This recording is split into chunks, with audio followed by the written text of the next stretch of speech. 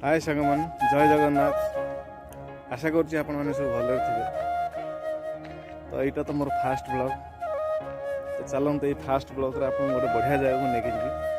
जो प्रकृतिर सौंदर्य भरपूर होगी अच्छी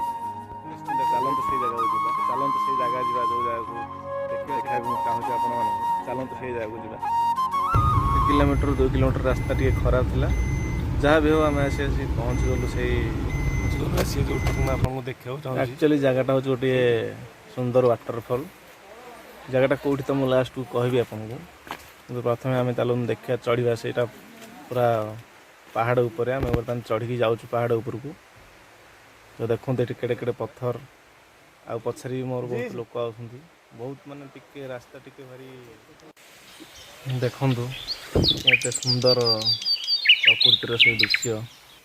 मौसा टिके वयस्क टिके धीरे धीरे आउछंती तथापि से साहस रखते पूरा चढ़ी आसा पहाड़ तो केते डेंजरस रास्ता देखि पड़े आपण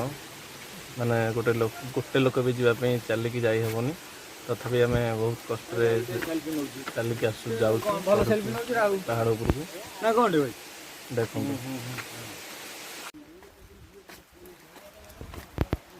आगे मोर 2 जन सार जाउछंती पछरे मु जाउची चढ़ी चलती रास्ता देखुए केमती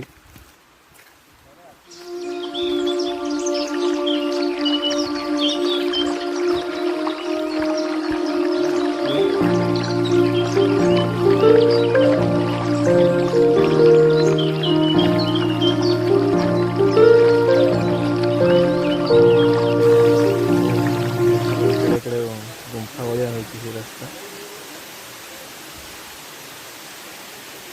ये झरणा जिते पाखु पाखु जाऊँ तार कूल कूल स्वर आमको कान में बाजी साउंड शुभुची आमको देखते आमको आहरी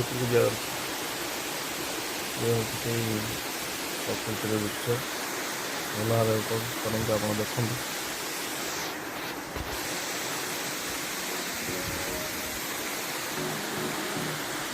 शेष आम आसी पहुँची गले से वाटरफॉल पाखे से झरणार पाखे देखु से सुंदर दृश्य एत सुंदर प्रकृति बनई ये एत बढ़िया लगुच वर्षा दिने पानी के जोर पड़ुची तो बहुत बढ़िया लगुच जगटा मत तो बहुत बढ़िया लगे आप चाहिए भी ये आराम से गाधे पारे तो गाधार मजा भी अलग प्रकार लगे गाधेले भी झरणार से ऊपर पानी पड़ू तो भाई आम जड़े ये गाधौ देखु आम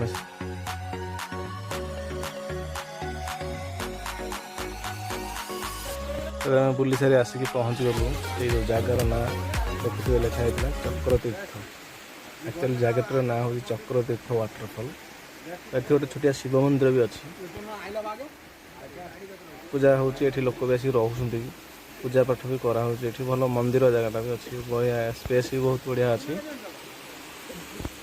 देखो से झरणा पानी ऊपर गड़ी गड़ी आसूची शांत पूरा शांत परिवेश है जगटा भी बहुत बढ़िया जगटा पूरा जंगल मझीरे से जो मंदिर आ जो झरणार स्वर कान में बाजिले जहाँ आप फील करेंगे तो से भाया मत तो यहाँ आमर हूँ जन दूसरी यहाँ हूँ आमर केन्दुझर आसला आनंदपुर पड़ो आनंदपुर ठू जस्ट 20 किलोमीटर भितर को ये जगटी अवस्थित तो आपको केतबे जब समय मिलला तो ये आसतु आ देखु तार मजा नियंतु से वाटरफॉल आप बहुत खुशी अनुभव करेंगे जहाँ मुझे आशा करुँच तो मो ब्लॉग टी मुझे शेष करुँच तो आप जदि ब्लॉग टी आपको भल लगी था दयाक लाइक कमेंट शेयर निश्चिंत करेंगे। रोची जय जगन्नाथ।